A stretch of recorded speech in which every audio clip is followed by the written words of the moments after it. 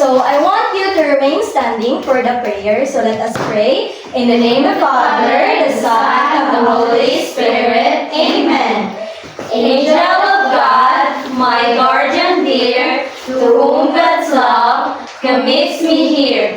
Ever this day, be at my side, to light and guide, to rule and guard. Amen. In the name of the Father, the Son, and the Holy Spirit. Amen. Again, good morning, class. Good morning, teacher. Alright, before anything else, before you sit down, can we pick some pieces of garbage or trash on your desk and put it in the trash can? Alright. Also, align your chairs and tables. Thank you. So now, you may now sit down. Alright, to remind you, all of you, to our classroom rules, first is that listen to teacher. What are you going to do? Listen to teacher. Alright, very good. So second rule is that if you have concerns, questions, or anything like, teacher, ganahan ko mo P. So what are you going to do is you raise your hand. Again, what are you going to do? Raise your hand. Very good. For our third rule, classroom rule, is that be respectful. Alright? Understood? Yes, teacher. Eyes on me. Eyes on you. Very good. Is everyone present today? Yes, teacher. Okay, good. Let's give a round of applause. Alright. So now, before anything else, let me introduce to you myself. I am teacher Rose B. And I am your teacher, Shane. And I am your teacher, Angela. And I am your teacher, Angel. And I am teacher, Belle. And we are your teachers for today. Before anything else, let's do some energizer. Who wants to be energized? Me, teacher. Alright, so now, just to watch teachers. And we are going to introduce to you the song Watermelon as well as the action, and you are going to follow what the teachers do. Understood? Yes, teacher. Brilliant! So now, watermelon, watermelon, papaya, papaya, banana, banana, banana, banana, fruit salad, fruit salad. Watermelon, watermelon, papaya, papaya, banana, banana, banana, banana, fruit salad, fruit salad. Yay!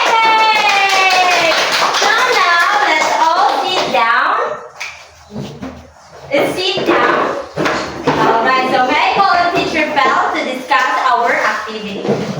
So good morning once again, dear pupils.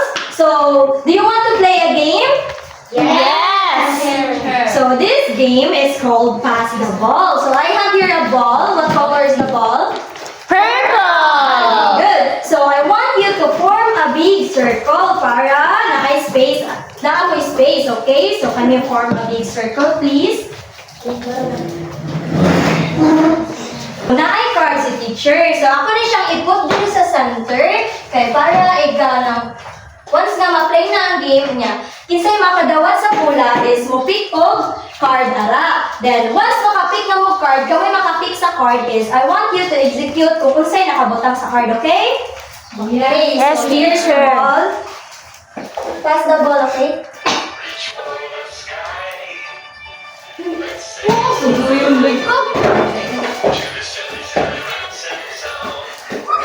Okay! Glida, can you pick one card? Can you pick one card? Okay, can you stand up and execute kung sa'y naka sa card? Okay. Do you think, Glidel, kay kanang sakto ang iyang gibuhat? Yes. Yes. We'll find out later. Okay. Let's proceed. Pass the ball. Oh, Ninya. Okay, pick one card. Okay, what's that? Can you execute it? With each shoulder. Do you think nga ang gibuhat ni Ninya kay sakto? Yes! Okay, so now let's proceed. Give me that. Okay, ikaw pick one card. So, can you execute it? Turn it down. Okay. Do you think nasakto ang gibuhat ni Laika? Yes! Okay, let's proceed. Okay, Nika! Nika! You're the last one.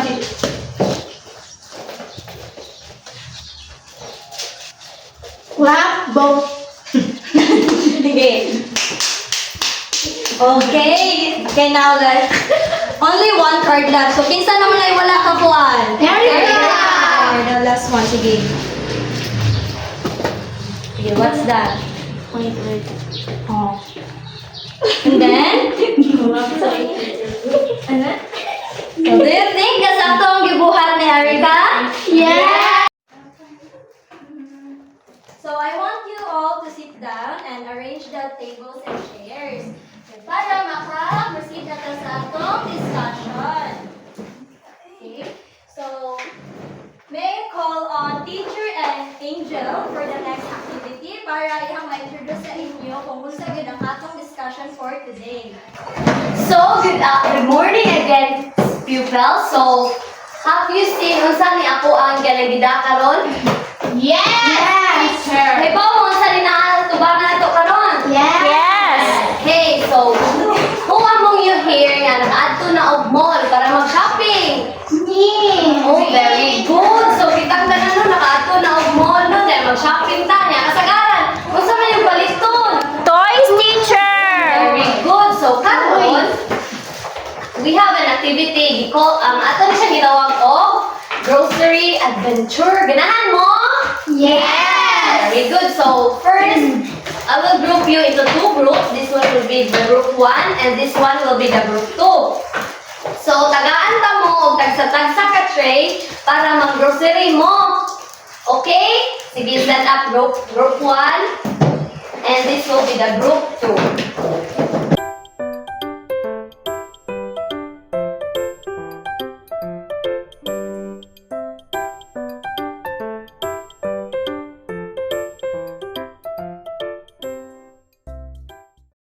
So, balik na sa ato ang isig station. So, this will be the group 1 and this will be the group 2. So, karon nahuman naman ta og itong shopping. Ibaw mo unsa na yung gipang collect din eh? Unsa na ang mga foods? Foods. Oh, foods. So, naay usa ka representative sa kada group nga mo present diri og unsa na ang ilahang mga nakuha nga food. Okay? Sure. Nasabtan? Sige. Asa man ang group 1? Ang representative sa group 1. So, Nika, come here to front and present your... Unsa man na imong nga... Unsa man na imong front? Okay. Unsa man na Is imong... this a meat? Yes. So, unsa man na healthy or unhealthy? Healthy. Very good. And the fish. A fish. Unsa man na healthy, unhealthy? Healthy. Healthy. Very good. Eggs and fruits. Fruits. Unsa man ang fruits? Healthy, unhealthy? Healthy. Healthy. Good. Fruits food teacher. Unsa nga fruit? Apple. Oh, very good. And veggies. Veggies. Ano ka mo nila?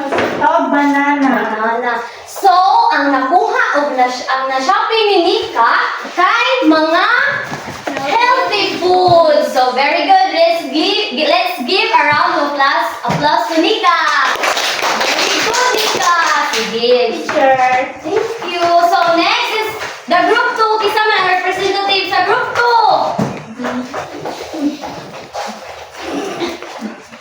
Sige na. Okay. Ninya. So, Ninya, unsa man na imong ipang shopping? Chocolate teacher. Unsa man na chocolate? Unsa man na healthy, unhealthy? Healthy. Unhealthy. Okay.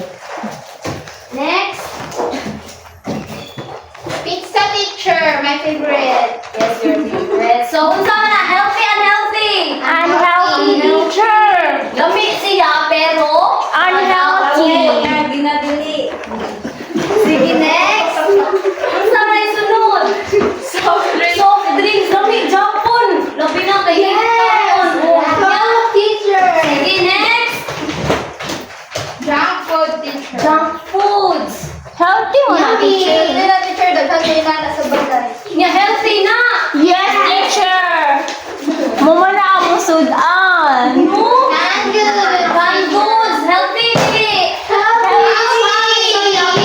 Okay, mga ato lang na-discover ka nun. Healthy ba gila sila, ha? Fries. My favorite teacher.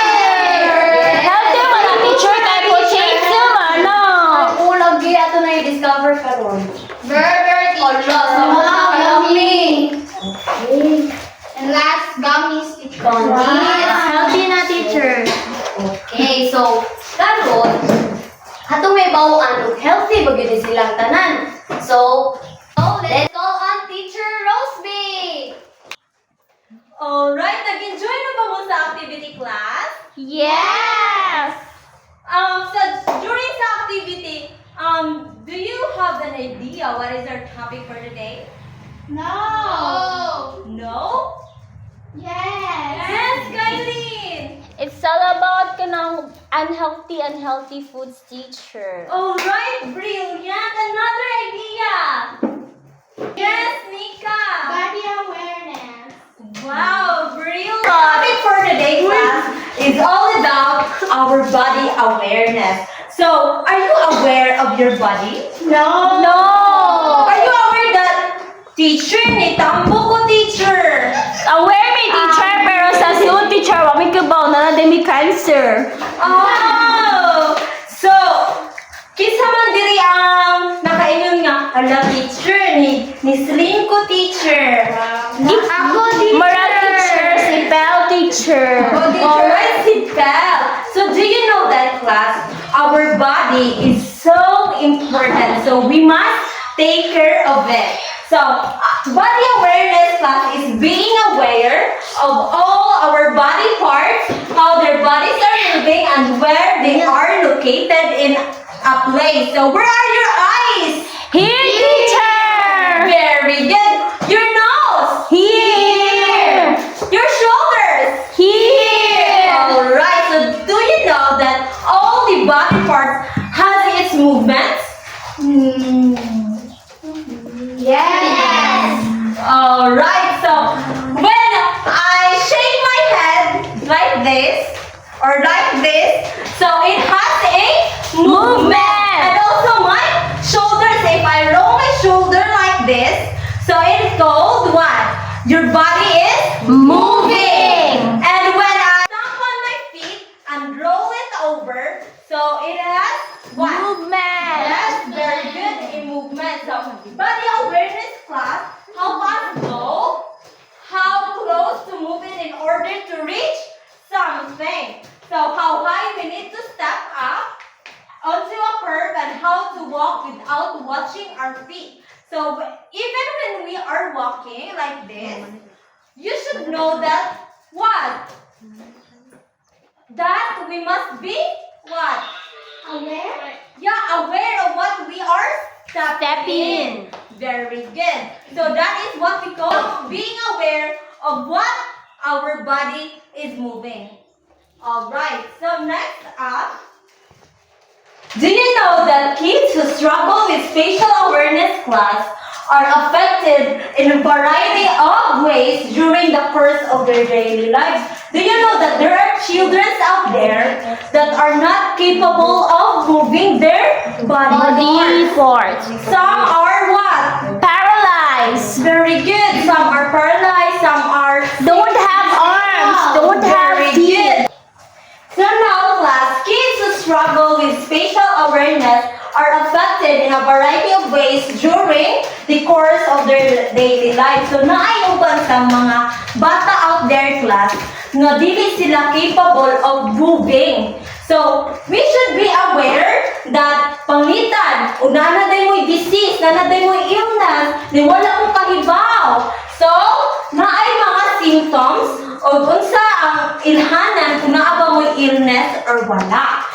Kids who have a spatial awareness class They are often have difficulty imitating the movements of others. So kisa man diri ang maglisod og sunod sa teacher. Like ganina, kisa man to na ay difficulty nga ni sunod sa watermelon nga action song. Kisa man to. Kami, teacher. Ano unsa may nakalisod ato? Wala pa kami kibaw si action, teacher. Alright, but wala mo naglisod sa pagsunod sa Oh, teacher. wala kami Very kibaw good. sa action. So, second class is have trouble learning new gross motor skills. So, ganina, while rolling our shoulders, turning our heads like this, and our knees, kisa may naglisod ato.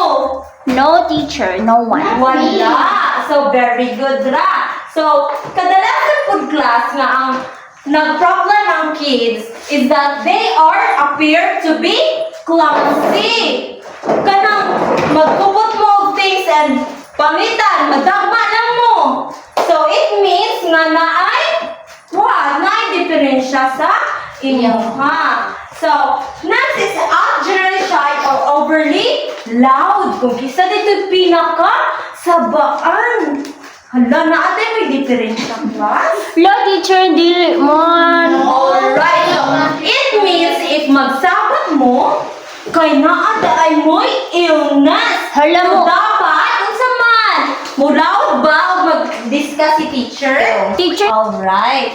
So now, next is have difficulty holding a pencil. Kasi di ka ba masuwat? Kabalo mo, teacher. Kaya ba na makasuwat ang tanan? Yes, teacher. Very good. So that means that you are what? Healthy. Very good, healthy, and you don't have illness. So next is miss social cues from other kids' reactions to them. So makikhalubilo ba mo sa inyong classmate? Yes, teacher. Very good. Kasi na yung friends na rin. Me. Very good. So it means that you are all healthy. So next is avoid the dark. No, kasi mahadlok og ngit-ngit. Not me. Alright, dili mahadlok si Nika. Teacher, more loko. Alright, but not totally nga as in bisag na ay kauban mahadlok. Aw, dili man, teacher. It means that even though Kylie afraid of the dark, but if na siya kauban na overcome niya iyahang fear. So it means Kylie also a healthy Person. Very good. So next up, so kaganina class, in order to know that we are healthy or unhealthy, nagsumadi na siya sa ato ang Kaon, teacher. Very good. So, unsa ang atong gikaon, what we ate in breakfast, dinner, or lunch, kay unsa man. Muna ang kuan sa tong body, og healthy ba to or not? Very good, Kylene. So, healthy foods class are those that provide essential nutrients, vitamins, and minerals that support growth, development, and overall well-being. So, ang enhanced sa healthy foods class kay maka-provide na to og nutrients then makapa-away sa mga disease. So, one example of healthy foods class are fruits. So, give me some of the fruits. Yes, Kylene? Pineapple. Very good. Pineapple. For vegetables. Give an example. Yes, Kylene again? Squash. Squash. Yes, Glenda, you raise your hand. Broccoli, teacher. Very good. That's very nutritious. So next is whole grains. You know that whole grains is very what? Nutritious. Nutritious. And also the dairy products, which is the milk, what other? Butter and yes, Cheese, teacher. very good. And also the foods that are low in sugar. Very good. That are the healthy foods. Kaganina sa activity, unsay mga foods nga less sugary or kanang mga nutritious foods. Kaganina. Vegetables. Yes. Egg. Another one. Vegetables. Yes, very good, Kylie. So next up is our unhealthy food. So unsa man ka ng unhealthy healthy foods. So unhealthy foods class are those that are high in sugar, saturated fats and sodium, and low in nutritional value. Consuming these foods regularly can lead to various health issues such as obesity, diabetes, heart disease, and poor dental health. Kisa may nagsakit ang ipon ron. Me, teacher. Alright, so it means that iyang ipagkaon ni Angela is that sweet and also very low in nutritional value. So one example of unhealthy foods class are the processed foods.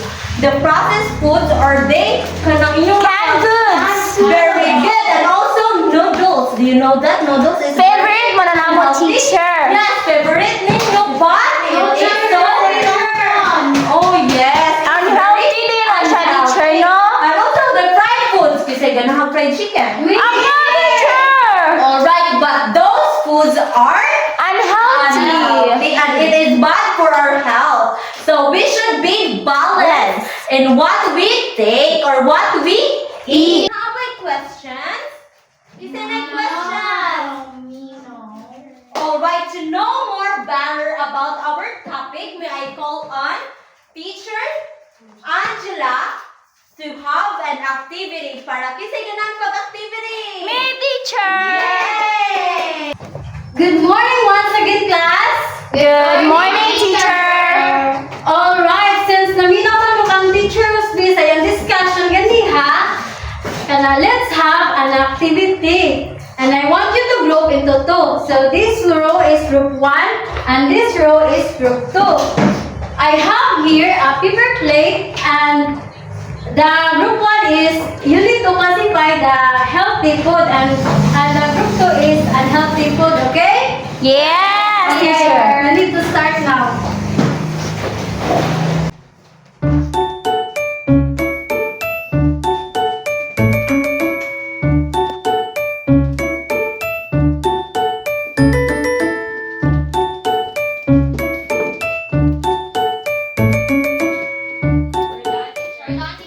Okay, I need one representative to present in front. For group 1. Okay, Nika? Why do you think this is a healthy food? Because it has fruits and vegetables. Very good. For group 2, why do you think it is unhealthy food? Because according to Teacher Rose B sa iyahang kanang discussion earlier, kay these foods daw are rich in sugar and saltiness. So I think that's why it makes you unhealthy too. Okay, very good. So that's all for our activity. Teacher Shane will facilitate the evaluation. So now that we're done with our discussion, ay pansiran si teacher sa inyo ha. Kung tinuod na naminaw ba dyan mo sa mga discussion sa kanang previous na teachers ninyo.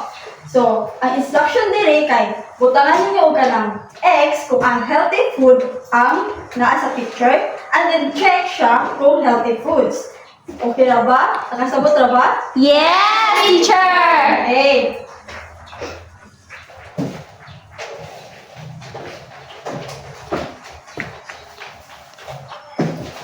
Tatagal ako ni teacher og 5 minutes para mag-answer. After ana, mag-answer kay ipas ka teacher, kay si teacher ang mo-check. Are you done? Yes! Okay. Thank you. What's your papers? Alam mo ito, patas na.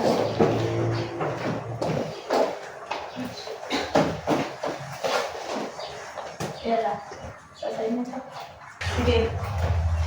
So, for your assignments, I want you to paste or print out a picture na healthy person emphasizing his or her foods nga kanang ginakaon every day. Are we clear? Yes, teacher! Okay, very good. I hope you enjoy and learn something today, class. And goodbye, everyone. Goodbye and thank you, teachers.